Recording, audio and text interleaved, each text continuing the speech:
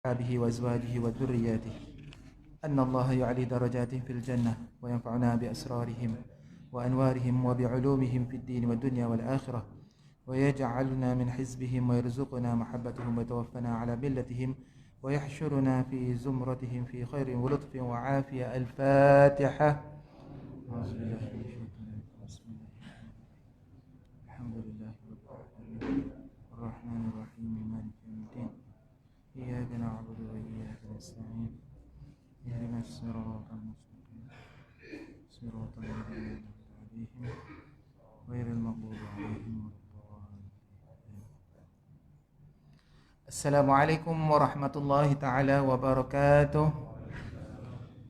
الحمد لله رب العالمين والصلاة والسلام على أشرف الأنبياء والمرسلين سيدنا ومولانا محمد خاتم النبيين وعلى آله وأصحابه وأزواجه والتابعين والتابعين لهم بإحسان إلى يوم الدين. رب اشرح لي صدري ويسر لي أمري واحلل عقدة من لساني يفقه قولي. اللهم زدنا فهما وارزقنا اجتنابه نويت التعلم والتعليم والتذكر والتذكير والنفع والانتفاع والإفادة والاستفادة والحث على تمسك بكتاب الله وسنة رسوله والدعاء إلى الهدى والدلالة على الخير وابتغاء مرضاته وقربه وثوابه سبحانه وتعالى. آمين يا رب العالمين.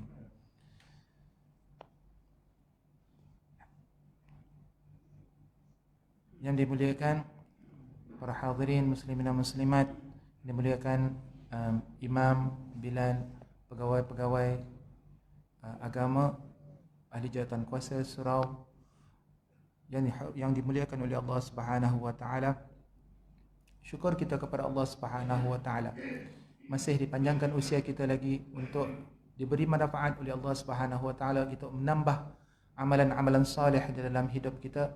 Moga-moga ianya akan menjadi bekalan yang menggembirakan kita pada hari akhirat nanti insya-Allah. Amin ya rabbal alamin. Pertama sekali ingin saya memberi maklum bahawa atas permintaan, katanya masih ada lagi yang mahukan salinan buku ini, kitab ini. Akan tetapi disebabkan proses agak tergendala disebabkan perkara-perkara yang tidak dapat dielakkan, COVID dan sebagainya. Jadi tapi alhamdulillah selepas 1 bulan yang lepas dah berjaya dicetak, tapi dalam proses tahqiq kadang-kadang ada yang berlipat dan sebagainya, cetakan yang tak cantik. Jadi kita dalam segregation nak mencantikkan cetakan tu. Ini cetakan yang keempat dah alhamdulillah. Moga-moga dapat bersabar sedikitlah. Insya-Allah tak lama lagi kot pasal tahqiq tu, mungkin tak lama dah. Nanti apa-apa nanti saya akan maklum kepada Abang Amin untuk sesiapa yang lagi ingin membeli ataupun memiliki kitab ini yang amat berguna bagi diri saya, bagi saya kategorikan diri saya sebagai seorang awam, ia amat bermanfaat bagi saya. Moga-moga ia akan dapat memberi faedah kepada sahabat-sahabat, rakan-rakan yang lain insya-Allah. Amin ya rabbal alamin. Baik, tempoh hari kita berhenti di hadis yang kedua betul ketiga, mana malam ni ketigalah. Baik, betul. Muka surat yang ke-8. Wuduk mengangkat darjat mukmin di akhirat. Bismillahirrahmanirrahim. An Abi Hurairah radhiyallahu anhu qala anna Rasulullah sallallahu alaihi wasallam ala adullukum ma yamhu Allah bihi al-khataya wa yarfa'u bihi ad-darajat. Qalu bala ya Rasulullah. Qalu bala ya Rasulullah. Qala isbaghul wudu'i 'ala al-makarih wa kathratul khata'i ila al-masjid wa intizarus salati ba'da as-salah fadhalikumur ribati wa dhalikumur ribat. Rawahu Muslim. Daripada Sayyidina Abu Hurairah radhiyallahu anhu bahawa baginda Rasulullah sallallahu alaihi wasallam bersabda, "Mahukah aku tunjukkan kepada kalian perkara yang dapat menghapuskan dosa dan mengangkat darjat?" Jawab para sahabat, "Bahkan ya Rasulullah." Kata baginda, yang pertama, sempurnakanlah wuduk ketika dalam keadaan yang sukar. Yang kedua, perbanyakkanlah berjalan ke masjid. Jadi selalulah berjalan kaki menuju ke masjid, ataupun ada dalam tafsir yang lain, selalulah seringkali tertakluk hati kita hendak ke masjid. Dan yang ketiga, menunggu solat selepas solat, seperti mana yang kita lakukan sekarang. Inilah merupakan ribat, iaitu benteng, riwayat Muslim. Baik, muslimin dan muslimat dirahmati Allah Subhanahu wa taala. Kita masih dalam membicarakan hal satu ibadah yang amat tinggi sebenarnya nilainya di sisi Allah Subhanahu wa taala, yang seringkali menjadi buat kata ignorance menjadi perkara yang mungkin kita ketepikan kepentingannya di dalam diri kita. Yang wuduk, seperti hari yang perjumpaan kita yang tempoh hari, kita menjelaskan bahawa ia adalah kunci untuk menyelesaikan masalah-masalah yang lain seperti solat dan ibadah-ibadah yang lain. Ini seperti mana yang pernah kita dengari ataupun kita pelajari dalam kitab fiqh, bagaimana kepentingannya berwuduk. Dalam hal ini Nabi SAW menyebutkan tentang sempurnakan wuduk ketika keadaan yang sukar, yang mana dalam hal menyelesaikan wuduk dalam keadaan sukar ni bermakna dalam keadaan sejuk ataupun keadaan payah kita nak mengambil wuduk. Seperti dalam hal ini ketika di sana di negara Arab, apabila keadaan sukar ni, maknanya musim sejuk lah, musim sejuk, air dia tu macam air batu. Dia orang tak ada, zaman-zaman itu tak ada heater kan macam kita. Tapi ada setengah-setengah tempat seperti macam kami di Hadramaut, dia ada jabiyah, ada pun tempat mengambil wuduk itu, dia bakar kayu di bawah masjid. Jadi ada heater jugalah. Dia bakar kayu dan atasnya tu dia punya tempat mengambil wuduk, dan kolam air itu jadi hangatlah sedikit, tak adalah sesejuk sangat. Jadi dalam hal ini sempurnakan wuduk keadaan sukar, bermakna dalam kepayahan kita, ada orang tak tahan sejuk kan bila mengambil sejuk tu, mengambil air tu, takut macam jadi cerita Piramli tu kan, mata jadi macam tu. Jadi benda-benda itu menyukarkan. Jadi dalam konteks ini maksud Nabi SAW sempurnakan wuduk. Kenapa? Kesempurnaan wuduk itu hari kita dah buat mukaddimah, di perbuatannya ditigakan, betul kan? Jadi setiap perbuatan tu 3. Maknanya kita kena hudu dalam keadaan yang tenang, tidak terburu-buru. Setiap perbuatan tu kita lakukan dengan teliti. Setiap basuhan kita itu kita pastikan setiap perbuatan kita itu mengenai setiap wudu, anggota wuduk kita. Jadi sempurnakan wuduk walau dalam keadaan sukar, maknanya dalam sejuk sekalipun menggeletar gitu pun, tapi memang tetap dia menyelesaikan untuk mendapatkan kesempurnaan wuduk. Maka ini yang dikatakan akan mendapat menghapuskan dosa dan mengangkat darajat. Baik, jelas ya? Kerana dalam hal menyempurnakan wuduk ini, kerana apa? Secara rohaniah, setiap bahagian ataupun anggota wuduk yang kita cuci, kita basuh itu, ia adalah mengikut ulama adalah anggota-anggota yang selalu dan kerap kita lakukan dosa. Secara penyucian fizikal yang kita cuci dengan sabun dan sebagainya itu secara zahiriah, akan tetapi dengan keadaan batiniahnya, anggota-anggota yang kita basuh ini adalah anggota yang biasanya kita melakukan dosa. Seperti contoh, pada mulanya kita beristinsyaq, kita berkumur-kumur, kita berkumur-kumur. Kerana mulut ini, ya, kata pepatah kita pun, kerana mulut badan binasa. Jadi perkara yang paling banyak menyebabkan kebinasaan manusia adalah disebabkan dosa mulut. Kerana dia senang kita nak buat. Benda mulut ni dia, orang kata tak ada insurans kan. Dia senang aja, dia lepas aja, dia lepas baru dia terfikir. Jadi itulah Nabi SAW pernah memberikan peringatan tentang perkara yang dapat menyelamatkan seseorang, iaitu peliharalah lidahmu. Yang Nabi SAW, peliharalah lidahmu dan diamilah rumahmu dan tangisilah dosa-dosamu. Mana pelihara lidah kita supaya kita tidak mencakap perkara-perkara yang larau, perkara-perkara yang dapat memberi impak yang tidak baik pada diri kita, ataupun menambahkan dosa kita yang tidak disengajakan. Diamilah rumah, maknanya kalau tidak boleh melakukan apa-apa ataupun tidak dapat mengelakkan daripada melakukan perkara tersebut, duduk rumah. Jangan duk cerita, jangan duk sembang orang, jangan duk buat fitnah, jangan duk buat ghibah dan sebagainya. Tapi lah ni kita di rumah pun kita boleh buat macam-macam kan. Di rumah pun kita boleh shopping, Di rumah pun kita boleh buat fitnah ke, buat apa ke, macam-macam. Kita terdedah dengan fitnah akhir zaman. Maka dalam hadis itu, tangisilah dosa-dosamu, kata Nabi SAW. Maksudnya sentiasalah kita bertaubat kepada Allah Subhanahu Wa Taala. Baik. Sama juga macam anggota tangan kita yang kita basuh. Nabi SAW pernah bersabda juga bagaimana Nabi meletakkan ciri-ciri seorang Muslim sebagai yang terselamat daripada menyakiti Muslim yang lain. Maka Nabi SAW ada sebut, janganlah kamu menyakiti orang lain, kerana seorang Muslim adalah orang yang membuat Muslim yang lain selamat dari lidah dan daripada tangannya. Maka ada juga dosa-dosa tangan yang kita tak sengajakan. Apatah lagi dengan dalam zaman teknologi ini, dengan handphone dan sebagainya, tangan itulah punya kerja kan. Jari tu syu'id aja, tapi macam-macam dia boleh buat. Jadi maka apabila kita berwuduk, kita mengambil wuduk daripada yang hadis yang sebelum tu, bagaimana bila dia membasuh mukanya, maka akan keluarlah dosa-dosa yang disebabkan oleh penglihatannya, yang disebabkan penglihatannya bersama dengan air atau bersama titisan air yang terakhir. Ya, daripada bagaimana dia membasuh tangannya, maka keluarlah daripada kedua tangan itu dosa-dosa perbuatan yang telah dilakukan oleh kedua tangannya bersama air yang titisan air yang terakhir. Jadi ini adalah salah satu daripada ibarah yang Allah Ta'ala berikan melalui Nabi SAW, yang mana mengikut ciri-ciri inilah para ulama tasawuf, ulama-ulama tasawuf mengatakan bahawa wuduk dapat memelihara seseorang daripada 4 musuh utamanya. Yang pertama iaitu nafsunya sendiri.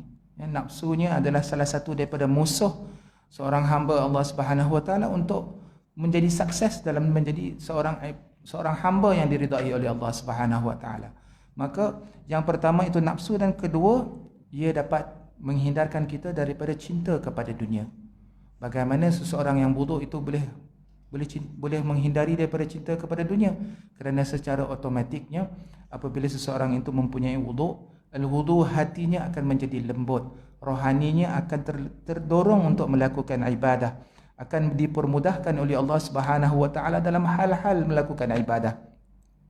Yang mana dalam hal ini yang ketiga musuhnya akan tertekan disebabkan dengan keberkatan ibadah dia, ditekankan pada musuh yang ketiga iaitu syahwatnya.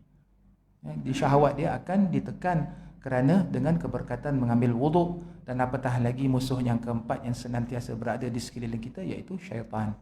Selalu kita bersuci, maka selalulah kita dapat menjauhkan diri kita daripada syaitanir rajim. Dan pemeliharaan inilah yang Allah Ta'ala berikan kepada kita akan berkekalan selama dia berterusan mengingati Allah Subhanahu Wa Ta'ala. Sekadar berwuduk sahaja, tetapi kalau dia duduk statik tidak melakukan apa-apa, rugi juga. Rugi juga. Dan kerana mengikut hadis-hadis yang kita baca ni tadi, jelas, memang clear yang bahawasanya wuduk bukan hanya satu ibadah yang ringkas, yang biasa-biasa. Ia mampu menggugurkan dosa, betul tak? Jadi kan guguran dosa sampai akhir air yang terakhir. Dia juga dapat mendidik kita secara tidak langsung sifat mahmudiyah di dalam diri kita. Ya, ia berperanan menyucikan hati kita yang tadi macam kita sebutkan tadi tu. Jadi ia menyucikan hati adalah ciri-ciri orang yang beriman. Dan penyucian ini mengatakan ikut ulama, ia berlaku apabila dia bebas daripada sifat-sifat yang buruk, mazmumah, sifat-sifat yang menjuruskan dia mengarahkan kepada keburukan, dan akan digantikan oleh Allah Subhanahu Wa Taala dengan sifat mahmudah. Jadi boleh kita faham di sini wuduk ini bukan hanya sekadar nak mengesahkan solat kita, tidak. Ia mempunyai satu level yang sangat-sangat tinggi, ya, hingga dia menjadi asbab amalan kita diterima oleh Allah Subhanahu Wa Taala. Kita tidak boleh memegang Al-Quran tanpa wuduk, kita tidak boleh solat tanpa wuduk, kita tidak boleh melakukan ibadah-ibadah yang wajib seperti khatib naik khutbah, Jumaat dan sebagainya. Ia adalah salah satu kunci yang sangat tinggi nilainya di sisi Allah Subhanahu Wa Taala. Bayangkan dalam hadis Nabi SAW, malah mengikut hadis ni, wuduk ini boleh mengawal emosi kita, menekan nafsu ammarah, iaitu sifat pemarah yang ada dalam diri kita. Dan Nabi SAW pernah bersabda, bila sesungguhnya kemarahan itu datang daripada syaitan, kan mafhum hadisnya, kemarahan itu datang daripada syaitan, dan sesungguhnya syaitan itu dijadikan daripada api. Jadi apabila kamu dan hanya api itu akan terpadam bila dia terkena dengan air.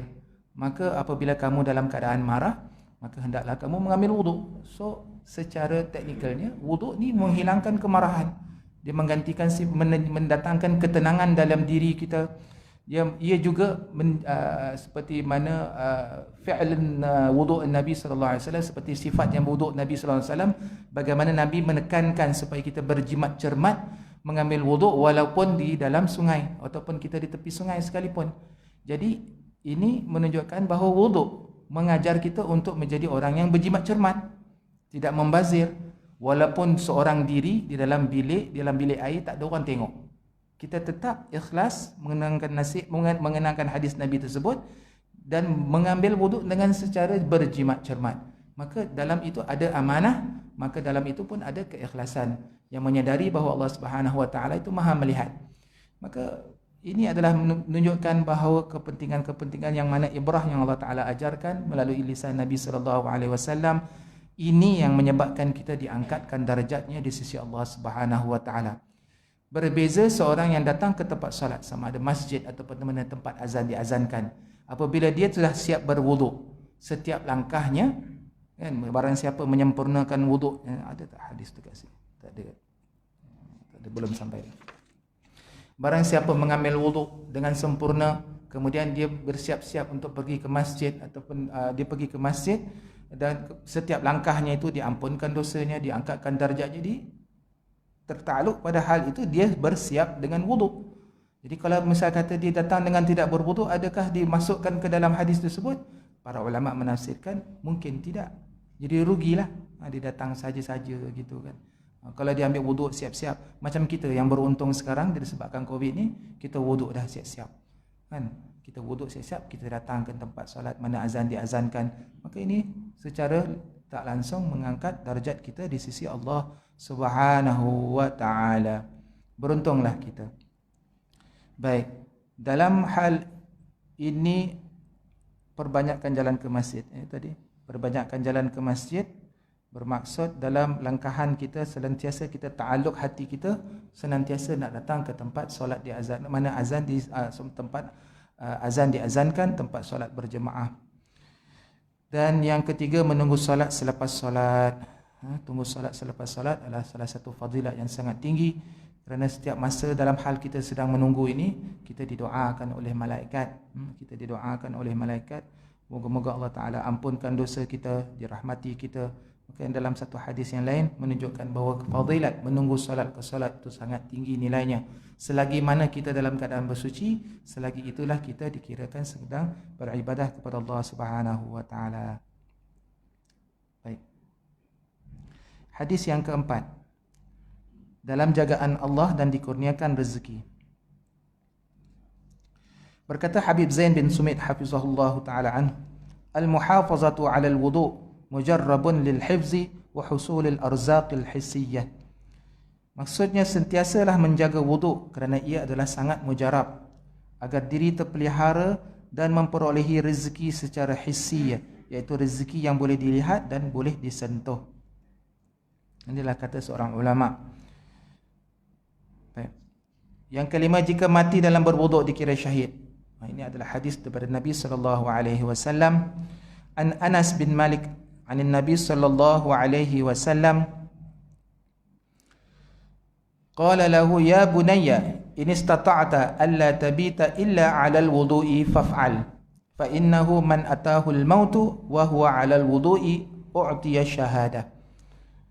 Daripada Sayyidina Anas bin Malik radhiyallahu anhu, daripada baginda Nabi sallallahu alaihi wasallam berkata padanya, wahai anak kesayanganku, yakni anak dia, Nabi sallallahu alaihi wasallam memanggil Anas sebagai anak kerana dia adalah seorang yang kecil semasa dia berkhidmat kepada Rasulullah sallallahu alaihi wasallam. Walhal Sayyidina Anas bukanlah anak kepada Rasulullah sallallahu alaihi wasallam. Jika engkau mampu, janganlah engkau tidur melainkan dalam keadaan berwuduk. Ini pesanan Nabi sallallahu alaihi wasallam kepadanya, dan hadis ini disampaikan oleh beliau sampai ke kita sekarang. Kerana apa? Kepentingannya menjaga wuduk sebelum tidur.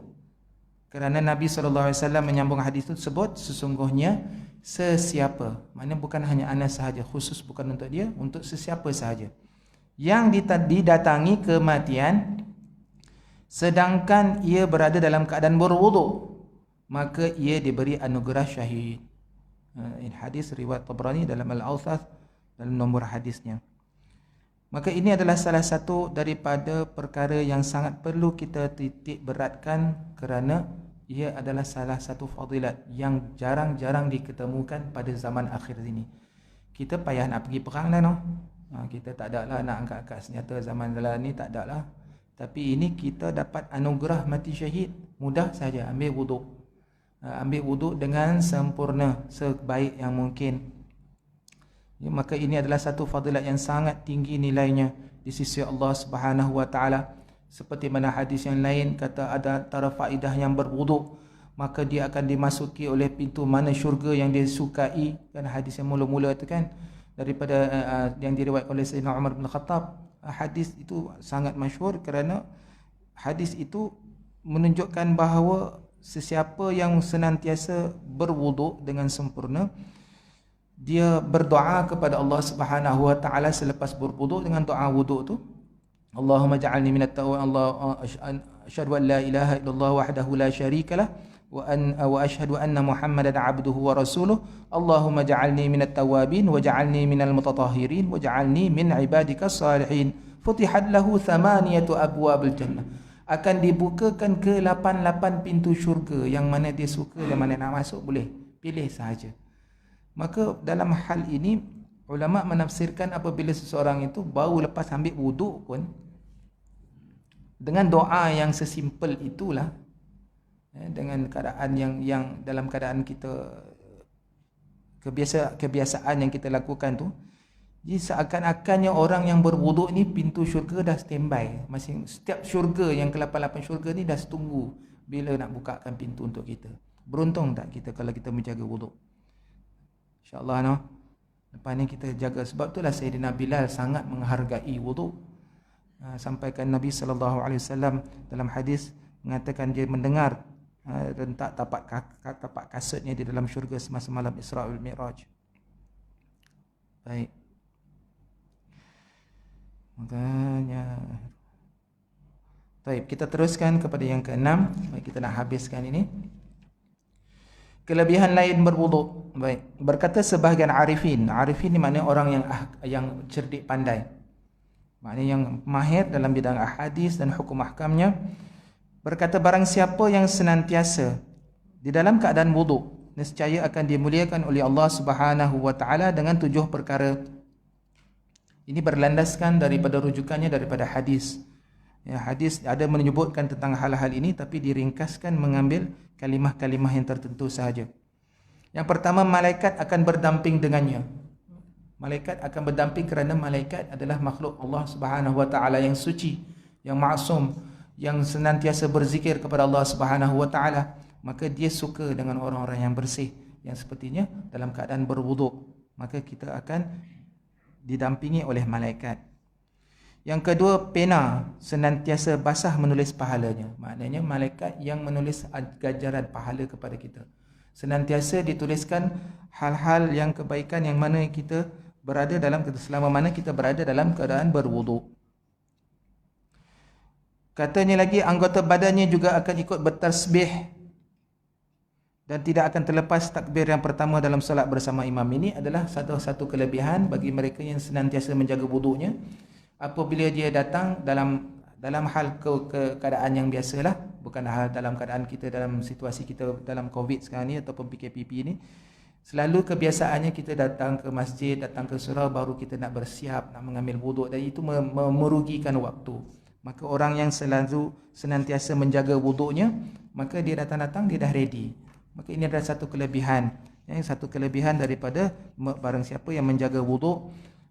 Dan yang kelima, ketika tidur, ini juga berlandaskan daripada hadis Nabi SAW, Allah akan utus satu orang malaikat untuk menjaganya, yang mana dia akan duduk di sebelah kepalanya, mendoakan rahmat dan mendoakan keampunan kepada yang orang yang sedang berwuduk, yang masih berwuduk tadi, yang tidur dalam keadaan wuduk, dan juga menjauhkan dia daripada keburukan jin dan manusia. Ini adalah salah satu fadilat yang sangat tinggi. Maka hendaklah kita usahakan setiap malam tidur dalam keadaan wuduk, berlandaskan dengan hadis Nabi sallallahu alaihi wasallam yang diriwayatkan oleh Sayyidina Anas tadi yang sebelum tu. Maka yang keenam, dipermudahkan oleh Allah Subhanahu wa taala menghadapi sakaratul maut, dan ketujuh, senantiasa berada dalam keamanan Allah. Ini ada dalam kitab Al-Jawharul Uluhiyah fi Syarah Al-Arba'in Nawawiyah. Berkata Imam Ahmad Zarruq rahimahullah, sentiasa menjaga wuduk antara faedahnya yang lain, hatinya dipenuhi nur, iaitu cahaya. Cahaya kelebihan daripada berada dalam keadaan suci. Hatinya akan dipenuhi dengan cahaya keimanan. Dan kedua, wajahnya bercahaya, disukai oleh para malaikat, dapat meluaskan rezeki seseorang, dapat memperelokkan akhlak yang tadi kita dah jelaskan bagaimana ia dapat menghilangkan perasaan marah, mendatangkan sifat mahmudah dalam diri kita, dijauhkan dari musibah kerana kita dilindungi oleh malaikat, dan dipermudahkan hatinya untuk hadir, yakni tidak lalai ketika solat. Ini siapa yang selalu menjaga wuduk. Salah satu kelebihan yang sangat tinggi yang selalu bagi mereka yang selalu beramal dengannya, mereka akan merasainya. Dan banyak fadilat-fadilat yang lain kalau kita ikut daripada hadis Nabi sallallahu alaihi wasallam. Kalau kita bacakan banyak fadilat yang lain, memudahkan kita apabila kita senantiasa menjaga wuduk. Tapi bukan senang untuk menjaga wuduk kerana kita perlu menjaga dengan kesempurnaan. Masa kita nak ambil itu pun kena wajib meratakan basuhan kita ke semua tempat bulu, kulit dan sebagainya. Harus dipastikan di bawah kuku kita ni tak ada kotoran. Bagi mereka yang memakai cincin, disunatkan menggerak-gerakkan cincinnya. Jadi ini adalah sunat-sunat wuduk yang biasa kita pelajari masa kita membuka kitab fiqh. Harus kita ambil teliti dan harus kita memberi pandangan yang amat serius terhadap kelebihan dan fadilat wuduk ini.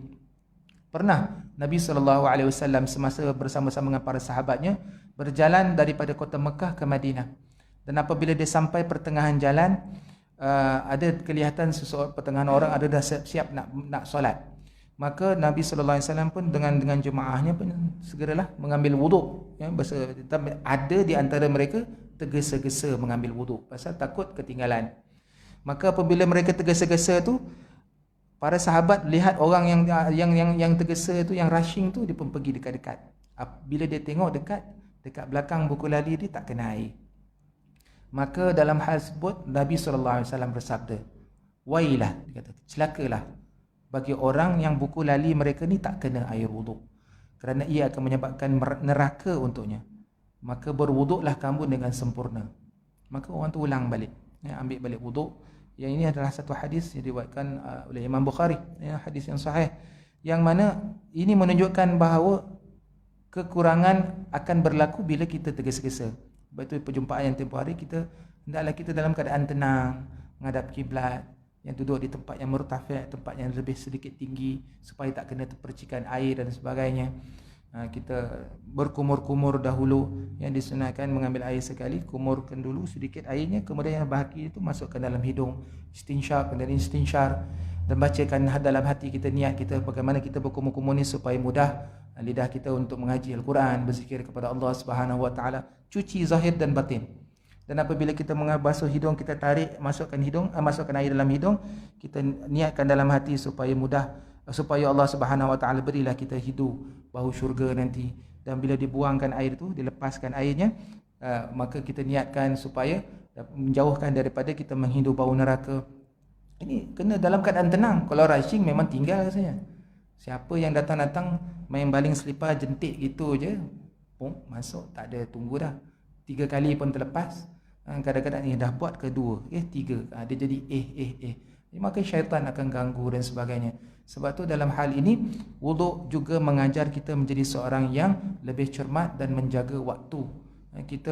Bila kita i'tikad dalam berniat dalam hati kita, yang kita mulai hari ini saya nak sempurnakan wuduk saya supaya sempurnalah solat saya, maka dia akan datang, dipermudahkan oleh Allah Subhanahu Wa Taala untuk menjaga.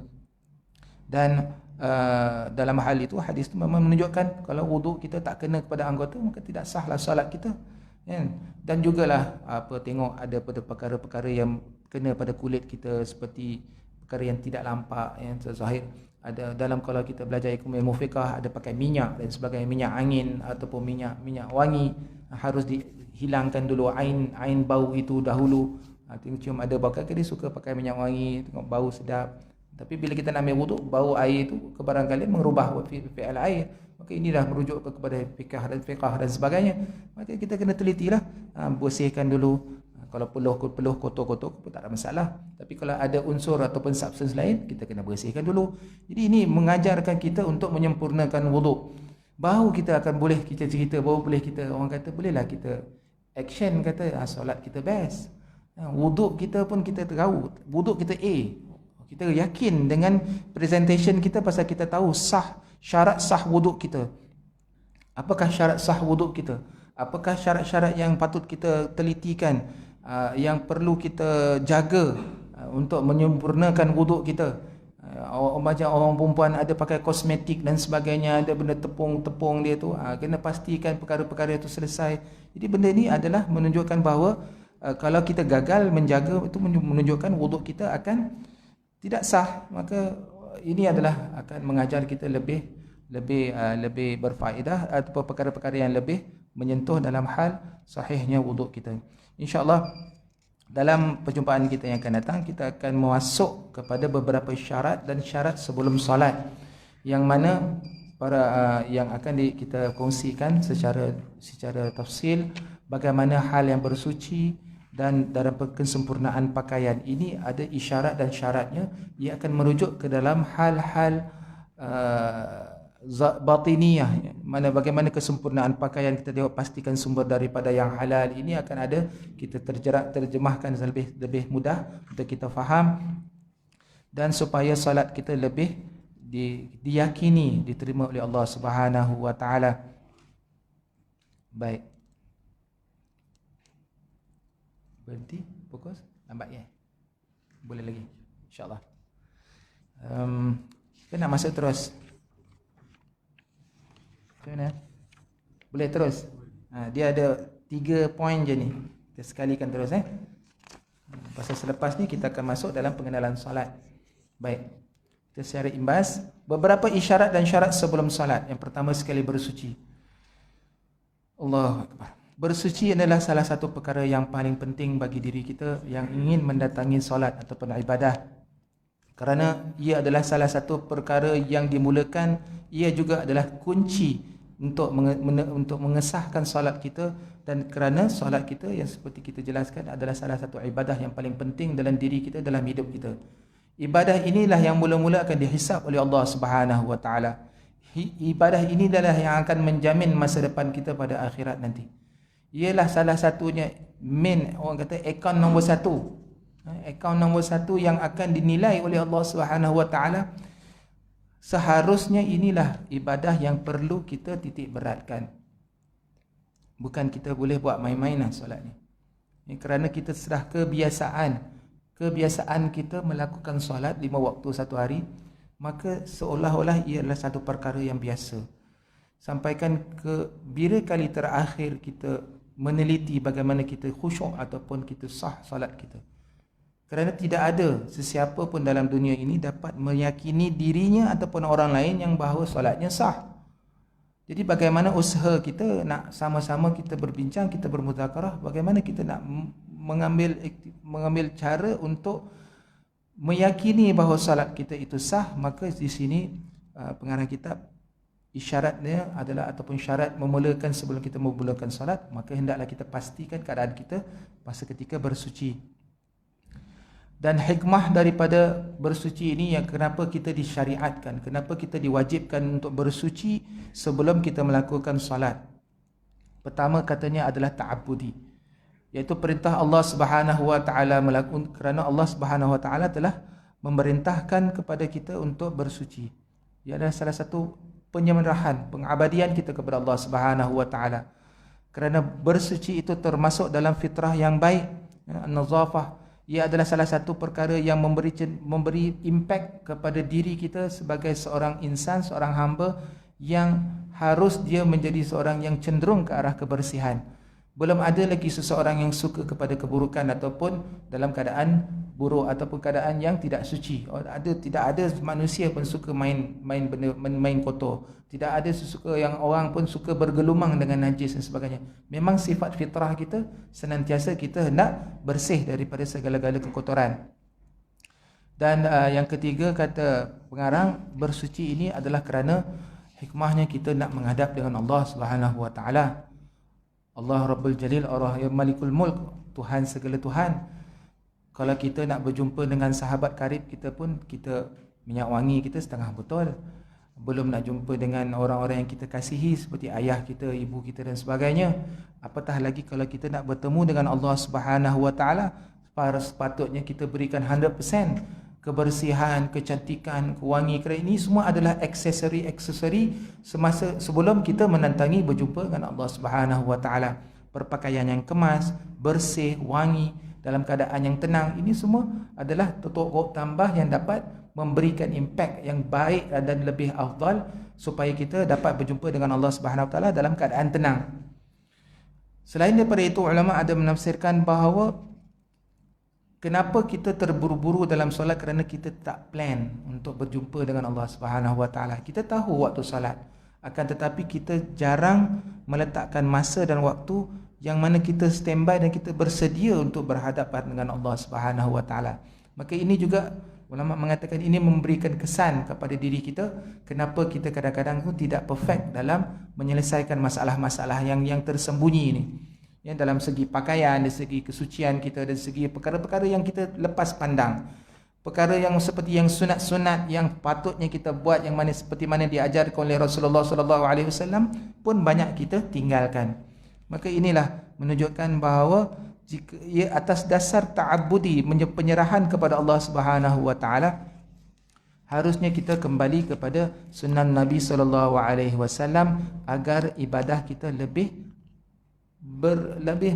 memberi faedah ataupun memberi impak yang lebih baik kepada diri kita.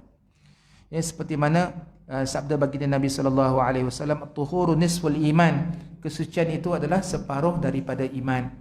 Ya, kenapa?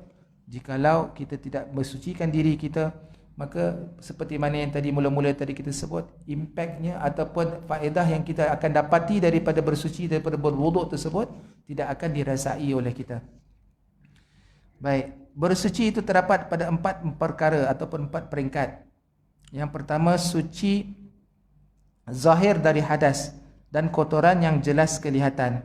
Ini jelas dalam hukum fiqah kita ada menjelaskan tentang syarat-syarat bersuci yang wajib kita tahu, kerana ia adalah salah satu daripada fardu ain.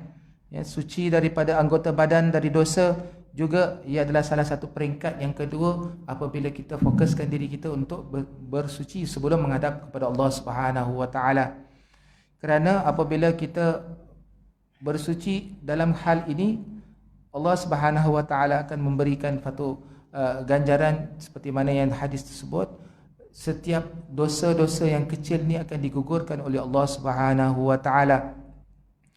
Dan yang ketiga, suci hati dari sifat yang tercela, tadi kita dah jelaskan. Dan keempat, suci asir dalaman selain daripada Allah Subhanahu Wa Taala. Maka ini adalah bentuk penyucian para anbiya dan kemuncak dan para siddiqin. Penyucian pada peringkat ini adalah kemuncak penyucian untuk merasai betapa hebatnya keagungan Allah Subhanahu Wa Taala. Taib muslimin muslimat yang dirahmati Allah Subhanahu Wa Taala, dalam hal bersuci wajar kita tahu tentang hal-hal yang wajib untuk bersuci seperti beristinja, menghilangkan najis dan sebagainya. Itu wajib kita pelajari, tidak dinafikan, yang mana kita tidak akan jelaskan di sini kerana itu dalam hal khusus taksis dalam hal fiqah. Maka hendaklah kita kembali menyelesaikan masalah ataupun ilmu kita dalam tuntutan kita, wajib kita menuntut dalam hal penyucian najis. Maka ini adalah salah satu bab yang sangat kompleks, seperti bab air, bab taharah ni, bab bersuci ni wajib kita tahu. Tak boleh kita main ikut-ikut je. Paling tidak kita berujuk ataupun mengetahui daripada orang-orang yang biasa kita merujuk daripadanya, kita wajib kita pelajari. Seperti bab air itu memang ada masalah yang tak selesai sampai sekarang. Baik. Kedua, kesempurnaan pakaian. Mengikut ulama daripada kitab Risalah Muawanah ada menyebutkan, kitab Abdullah bin Alwi Al-Haddad Al-Imam mengatakan bahawa kesempurnaan pakaian haruslah kita pastikan sumbernya daripada yang halal. Walaupun 1 dirham ataupun 1 sen sekalipun ia datang daripada wang yang haram, jikalau kita gunakan duit tersebut untuk membeli baju pakaian kita untuk melaksanakan ibadah kepada Allah Subhanahu wa taala, ada kebarangkalian ianya tidak diterima dalam hal ibadah kita. Maka ini harus wajib kita pastikan sumber yang kita dapati untuk membeli pakaian kita itu adalah daripada sumber yang halal. Ini wajib kita teliti dan harus kita asingkan ataupun harus kita kaji daripada mana sumber kewangan kita untuk membeli ataupun untuk menjadikan ia sebagai salah satu sumber untuk membeli pakaian kita untuk melakukan ibadah kepada Allah Subhanahu wa taala. Ini tidak ada penafian terhadap hal ini.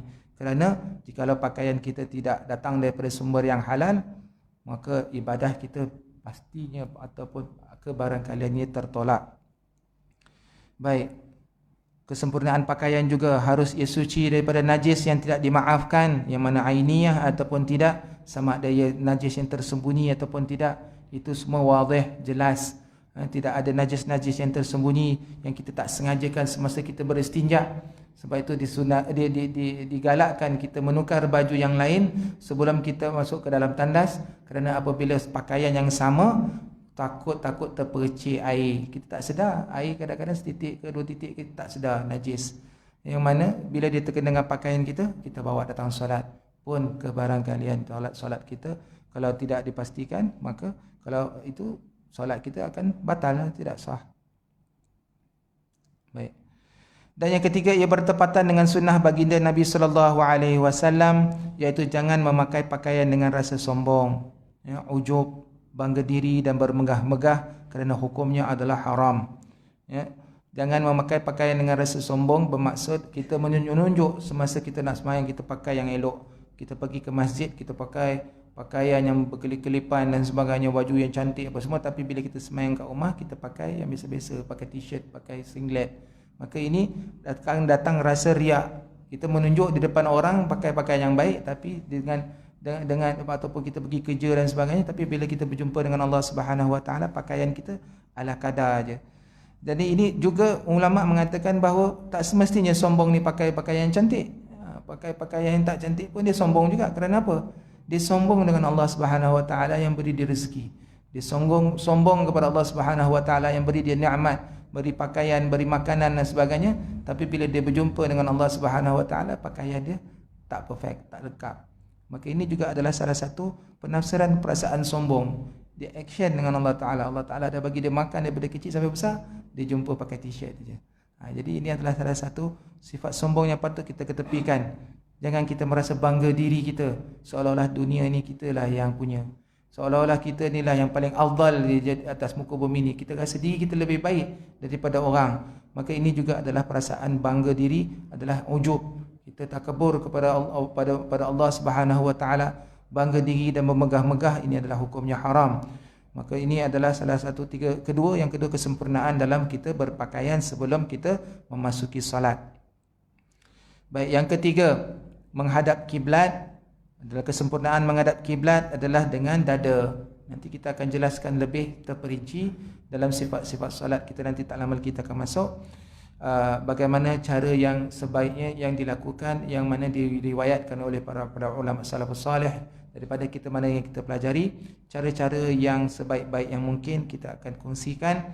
Bagaimana cara menghadap kiblat, bagaimana kita nak mengangkat tangan, keadaan tangan kita, adakah ianya terkembang ataupun rapat ataupun dibengkokkan, diluruskan.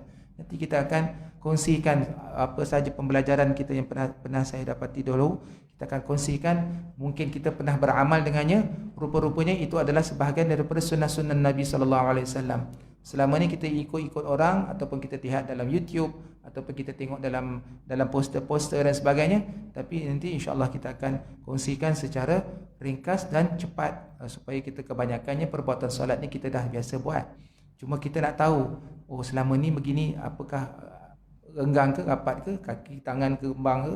Maksudnya selama ni kita ngikut orang aja, ataupun memang dah tahu je, kita berhalusi. dan menghadap Allah dengan hati. Menghadap Allah dengan hati ini menunjukkan bahawa kita hadir mengentuk solat menghadap kepada Allah Subhanahu wa taala. Sebab itu ulama mengatakan salah satu daripada cara untuk mendatangkan khusyuk apabila kita dalam hal membaca doa iftitah. Apabila kita membaca doa iftitah itu adalah salah satu ayatnya. Yang kedua, selepas ringkasan, selepas sekurang-kurang iftitah, Allahu akbar kabira walhamdulillahi katsira wa subhanallahi bukratan wa asila. Ini adalah seringkas-ringkas doa iftitah. Tapi ada doa sambungan di belakang itu. Wajjahtu wajhiya lilladzi. Ini adalah salah satu tempat yang harus kita cuba untuk mendatangkan, hadirkan dirinya. Kerana maksud daripada perkataan tersebut, sesungguhnya ya Allah, aku hadapkan wajah aku kepada Engkau Tuhan yang memiliki langit dan bumi. Wajjahtu wajhiya lilladzi. Aku menghadapkan diri. Maknanya serah habis dah ni. Bila kita baca doa iftitah ni sebenarnya kita dah rukun lagi, macam dah angkat sumpah. Angkat sumpah tu menunjukkan bahawa kita ni menyerahkan diri, ta'abbudah kepada Allah Subhanahu wa taala. Kita solat ni betul-betul menghadap kepada Allah, bukan kita terbayangkan macam-macam dan sebagainya. Kita cuba. Kerana ulama mengatakan ada 3 tempat. Kalau boleh jangan kita leka apabila kita dalam solat. Yang pertama ini pada doa iftitah ini. Wajjahtu wajhiya lilladzi. Ini kita betul-betul hadirkan diri kita. Dan pada yang kedua, tempat yang kedua ulama mengatakan pada ayat surah Al-Fatihah yang sepatutnya wajib kita tahu seluruhan ayat itu apa maksudnya. Akan tetapi penyerahan dalam surah itu mengatakan bahawa dalam ayat iyyaka na'budu wa iyyaka nasta'in, itu pun kita sign kontrak. Ya Allah, kepada Engkau lah kami menghambakan diri kami, kepada Engkau lah kami menyembah, dan kepada Engkau lah kami mohon pertolongan. Kita dah cakap siap-siap dah. Tapi selama kita hidup, banyak kali kita terpesong ataupun kita terlalai dalam hal tersebut. Kita dah kata dalam surah Al-Fatihah, kita dah bacakan bahawa kita nak menyembah Allah dan kita nak minta tolong kepada Allah sahaja, tak ada pada orang lain. Tapi kadang-kala kita menyasar. Maka dalam hal ini ulama mengatakan hendaklah kita khusyuk, kita fokuskan dalam ayat tersebut supaya datangnya kekhusyukan. Apabila kita selalu kita fokus terulang, ada 4 kali Fatihah, bayangkan. Doa iftitah sekali saja, tapi Fatihah ada 4 kali, kita ulang. Kita fokus dia. Iyyaka na'budu wa iyyaka. Faham maksud dia. Jadi ini adalah salah satu daripada penafsiran ulama supaya kita dapat mendatangkan khusyuk dalam salat kita. Doa iftitah tu ramai yang bertanya kenapa ramai orang tak buat doa iftitah semasa solat sunat. Padahal solat itu, doa iftitah adalah sunat yang tidak pernah ditinggalkan oleh Rasulullah sallallahu alaihi wasallam.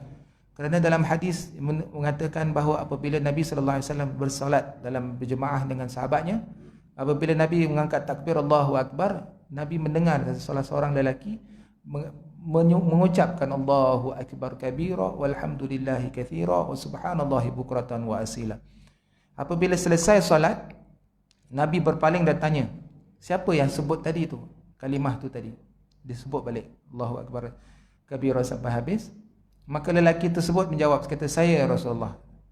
Dan dalam hadis tersebut menyatakan bahawa Rasulullah sallallahu alaihi wasallam berkata, aku kagum dengan apa kalimat yang kau bacakan tadi. Kerana apa? Telah aku lihat langit telah dibuka untuk kamu. Menunjukkan bahawa itu doa iftitah bukan hanya untuk membuka solat kita, tetapi dia membuka langit. Membuka langit bermaksud memudahkan kita menyampaikan apa saja hasrat kita, berhadapan dengan Allah Subhanahu wa taala, mendekatkan diri kita kepada Allah Subhanahu wa taala. Maka janganlah kita tinggalkan doa iftitah tu, banyak fadilatnya sebenarnya. Lebih-lebih kalau kita sembahyang sunat tarawih. Biasa kita kan, bila takbir tu tahu-tahu dah Fatihah je kan. Dia banyak orang tak buat. Kerana kita mungkin tidak sedar bahawa fadilatnya sangat besar. Paling-paling pasal dia ada beberapa kaifiat, ada 7. Ada yang mengatakan 6 ke 7 gitu. Tak silap saya. Ada yang biasa kita amalkan tu yang panjang lah sampai habis tu. Tapi seringkas-ringkasnya sampai wa asila, kerana mengikut hadis tersebut sampai ke situ. Yang lain itu kebaikannya kita bacakan kerana kita nak bertawajuh kepada Allah Subhanahu wa taala. Maka ini adalah berusaha khusyuk dalam tawaduk dan ta'zim dengan anggota. Yang ketiga ini berusaha khusyuk, yang tadi kita sebutkan berusaha khusyuk ini supaya dapat hadirkan diri kita. Ada kaifiat-kaifiat nanti kita akan kongsikan secara brief. Bagaimana salah satu daripada kita menumpukan fokus kita ke tempat sujud, kita mengira rakaat yang kita solat, kita mendengar bacaan imam dan sebagainya, dan kita dengar bacaan kita sendiri, iaitu ada beberapa peringkat-peringkat perkara yang kita amalkan. Ia adalah berusaha untuk khusyuk. Khusyuk tak tahu jadi ke tidak, akan tetapi usaha tu kena ada. Kerana apa? Khusyuk tu milik Allah Subhanahu Wa Taala. Apabila Allah Taala redha dengan kita, baru dia akan berikan nikmat zauq kita beribadah kepada Allah Subhanahu Wa Taala tu akan didatangkan kemudian. Akan tetapi usaha kita kena buat dulu. Kita kena usaha untuk mendapatkan khusyuk dan tawadhu' dan ta'zim dengan anggota. Tidak, maknanya tawadhu' dan ta'zim maknanya kita mengagungkan Allah Subhanahu Wa Taala zahir dan batin. Apabila kita berhadapan dengan Allah Subhanahu Wa Taala, kita tahu yang Allah Subhanahu Wa Taala sedang melihat kita dalam kita beribadah kepadanya. Dalam setiap perbuatan kita itu, janganlah kita buat syok seorang, kita tahu ada orang tengok. Dia dah jadi lain macam lah. Kata ni ada Pak Imam tengok ni, bakal-bakal jadi menantu ni kan. Bukan main lagi, bersungguh-sungguh kita semayang. Tapi sebenarnya yang harus kita fokuskan, kita tahu yang Allah Subhanahu Wa Taala sedang melihat kita. Walaupun seorang-seorang semayang kat rumah, walaupun di tengah malam, maka datangnya wuduk, rasa rendah diri kepada Allah Subhanahu Wa Taala, itu mentazimkan Allah, mengagungkan Allah Subhanahu Wa Taala dalam setiap perbuatan kita. Kenapa kita rukuk, kenapa kita sujud, kenapa kita sujud 2 kali, insya-Allah nanti kita akan bincangkan dan kita akan kongsikan, semuanya ada dalam kitab ni. Moga Allah Subhanahu Wa Taala berikan kita nikmat dalam solat. Datangkan khusyuk dalam solat kita. Paling tidak datangkan perasaan yang kita berpuas hati dengan solat kita, yang selama mana kita telah lakukan semua hidup kita ini. Nah, sama-sama kita berusaha untuk dapatkan solat yang diterima oleh Allah Subhanahu Wa Taala. Saya express pasal ada 2 bab yang kita terlepas pandang itu hari. Jadi kita InsyaAllah saya jumpa sebulan sekali. Jadi nak dapatkan, nak masuk ke dalam hal solat, dalam pengenalan solat ni, so selesai kita muqaddimah. Muqaddimahnya sangat tebal, sangat jauh, kerana dia fokuskan tentang wuduk dan istinja. Kerana solat yang terbaik, seperti mana yang sebelum ni kita sebutkan ni, solat yang terbaik adalah wuduknya yang terbaik. Moga-moga Allah Subhanahu Wa Taala bukakan pintu hati, pintu ilmu untuk kita, untuk memperhalusi wuduk kita. Jadi kalau boleh bertanya dengan mana-mana ustaz, orang kata buat praktikal di hadapan ustaz fiqh ataupun sebagainya, kerana jarang kita dapat buat praktikal untuk mengambil wuduk. Selalu kita dengar cara-cara mengambil wuduk, sapuan dia ke mana, tempat ke mana, tapi praktikal kadang-kadang kita tak pernah buat. Biasanya kalau saya macam di masjid kami buat praktikal, tunjukkan satu persatu dan suruh mereka buat pula. Sebab tu tempat ambil wuduk kami gunakan, kita kecilkan kepalanya itu sampai minimum, keluar macam sikit itu. Bagi dia geram tu. Bagi dia geram. Kalau tidak tu dia buka tu serupa macam dia nak siram pokok tu. Kami kecilkan, kunci, cabut. Dia boleh buka skru tu. Orang tu tengok, dia tak boleh buat apa dah. Buka halus boleh lah. Itu pun yang halus tu pun dia tak mau tutup balik. Dia dah buka tu dia biar nyala gitu, kada sembang pula tu. Tu biasa tu. Jadi kita usaha untuk menolak tapi pembaziran dalam mengambil wuduk. Kalau dapat ada masa, boleh kita buat satu one to one ataupun antara satu sama lain. Kita lihat, abang tengok saya buat, abang tengok saya buat. Betul ke tidak? Macam mana nak tahu? Ajak ustaz. Kalau ada buat dalam ustaz yang mengajarkan fiqh, insya-Allah kalau ada masa nanti perumutan saya boleh tunjukkan sekalimbas bagaimana cara berwuduk yang kami pelajari daripada guru-guru kami dan juga daripada para asatizah yang telah mengambil sanad dan mengambil daripada hadis Nabi sallallahu alaihi wasallam, cara yang permudah. Antara yang sebaik-baik yang mungkin, cuba untuk minimizekan penggunaan air. Kalau kita nak gunakan satu sak, itu hari kita jelaskan Nabi sallallahu alaihi wasallam ambil dalam satu sak tu dia pun dalam 600 ml tu, mungkin kita tak mampu, tapi kita cubakan sedikit yang mungkin. Kerana kalau satu sak tu orang yang saiz semi gergasi tak cukup kan. Jadi kalau orang yang kurus mungkin cukup. Jadi ataupun ada orang yang tinggi orangnya tapi kurus pun tak cukup juga. Jadi ikut sesuaian. Penyesuaian. Yang penting tapak tangan masing-masing mesti cukup. Kalau tak ada air tapak tangan saya dengan tapak tangan Abang Amin, mesti cukup. Masing-masing punya anggota kan. Dan cara macam mana kita nak sapu, sampai ke mana. menyelati jari itu sunnah-sunnahnya. Nanti insya-Allah kita akan sekali sepintas lalu bagaimana memahami sunat-sunat mengambil wuduk, ya, membersihkan kuku dan sebagainya, berkumur-kumur itu insya-Allah ramai orang tak buat, puasan. Ramai mesti tak buat. Banyak faedahnya. Nabi sallallahu alaihi wasallam tak pernah tinggal, maknanya mesti ada faedah. Senang cerita. Mesti ada. Basuh telinga. Bagaimana kita membasuh telinga? Kita pusing ikut lengkok, tolak jari belakang, sapu balik. Itu sunnahnya. Ini satu perbuatan. Perbuatan kedua, ketiga tarik. Kemudian ambil air, tekap. Dia macam vacuum. Masuk balik dalam. Semua kena. Bagaimana Nabi sallallahu alaihi wasallam membasuh kepalanya? Ke belakang, tarik ke depan balik. Sunnah-sunnah yang banyak kita tak buat. Rugi. Pasal setiap rambut yang kena air tu akan bercahaya pada hari kelak. Bayangkan kalau selama ni kita dah ambil wuduk tepi macam tu je. So tahu tengok kat padang mahsyar situ je yang bercahaya. Kan? Rugilah. Kerana itulah cara bagaimana Nabi sallallahu alaihi wasallam nak kenal kita sebagai umat dia. Di antara ramai-ramai umat manusia, berbilion-bilion, bertrilion manusia pada akhir zaman, pada mahsyar nanti tu, dia akan nampak satu persatu bercahaya. Sebab tu kita disunatkan berlebihkan anggota tapi bukan berlebihkan air. Melebihkan anggota, sapu sampai habis. InsyaAllah sebelum kita masuk mengenali solat, kita akan tunjukkan cara mana Nabi sallallahu alaihi wasallam sunnahnya yang diriwayatkan, cara untuk mengambil wuduk. Kemudian kita akan menafsirkan takrif solat dengan cara perbuatannya, faedahnya, kenapa solat ni dapat mencegah perbuatan keji dan mungkar, kenapa solat ini mendatangkan cahaya pada diri kita. Ini apa yang dimaksud dengan solat yang diterima oleh Allah Subhanahu wa taala, yang akan menjadi benteng yang menghalang kita untuk masuk ke dalam neraka. Kenapa hebat sangat ni? Kita nak bahaskan. Kita bincang perkara yang kita buat selama ini. Kita bincangkan. Ibadah yang dimula-mula dihisap oleh Allah Subhanahu wa taala. Ini yang sepatutnya kita fokuskan. Yang lain tu dia datang setahun sekali, sebulan sekali, kemudian atau ikut haul, mencicipi zakat dan sebagainya. Itu kemudian kita belajar pun tak apa. Tapi solat kita buat hari-hari. Bayangkan, kok ada miss mana fi'al perbuatan yang kita tak jelas. Harus kita jelaskan. Sepatutnya kita master dalam solat. Orang tanya petik jari, tahu apa benda. Itu sepatutnya. Berapa rukun, berapa qauli, berapa fi'ali. Tahu sepatutnya air. Rebus buku tu, minum. Settle masalah. Patutnya begitu sekali. Perkara yang menyambungkan kita, hubungan kita kepada Allah Subhanahu wa taala. Tak ada ibadah lain, solat. Ini ya. InsyaAllah kita sama-sama mengambil manfaat antara satu sama lain. Jikalau ada kekurangan daripada saya, mungkin tuan-tuan haji, abang-abang yang boleh tambah-tambah, mungkin kita dapat bermuzakarah.